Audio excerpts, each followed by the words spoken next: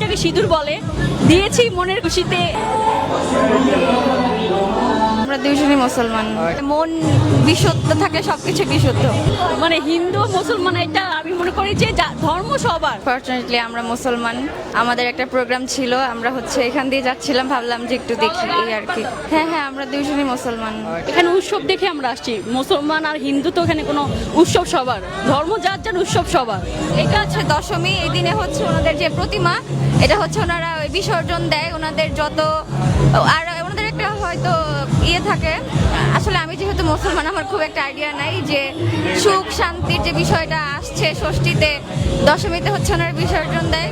এই তো ওনাদের প্রতি বছর ওনারা এইভাবে সেলিব্রেট করে।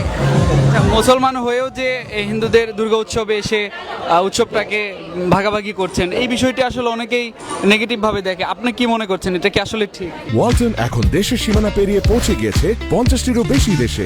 ওয়ালটন, ঘরে ঘরে বিশ্বজুড়ে। হ্যাঁ, এটা যার যার ব্যক্তিগত ব্যাপার।